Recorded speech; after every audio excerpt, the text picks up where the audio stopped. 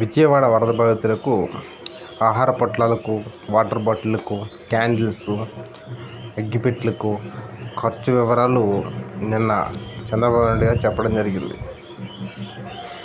కొవ్వొత్తులకు, అగ్గిపెట్టెలకి 23 కోట్లు, వాటర్ బాటిల్కి 28 కోట్లు, భోజనానికి ఆహార పొట్లాల పంపిణీకి 368 కోట్లు ఖర్చు పెట్టామని చెప్పేసి నిన్న లెక్క చెప్పడం జరిగింది.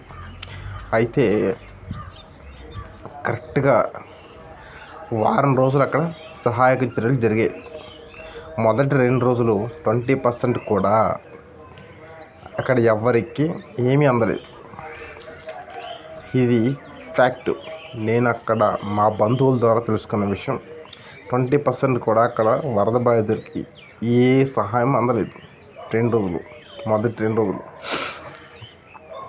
ఆ తర్వాత 5 రోజులు ఆహార పొట్లాల పంపిణీ పడవల ద్వారా చేయడం జరిగింది.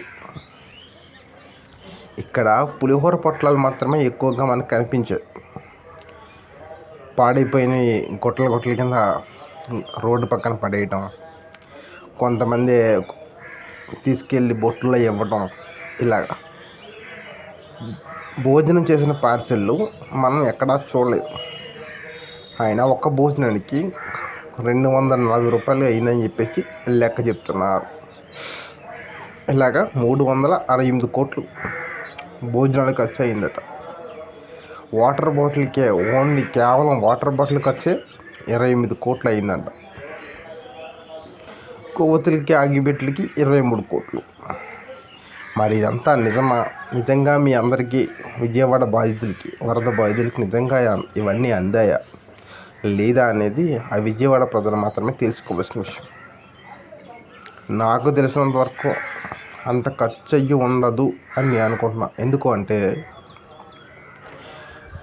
ఒక పక్కన వైసీపీ గవర్నమెంట్ లీడర్స్ ఇచ్చారు, ఒక పక్కన స్వచ్ఛంద సంస్థలు ముందుకొచ్చి ఇచ్చాయి.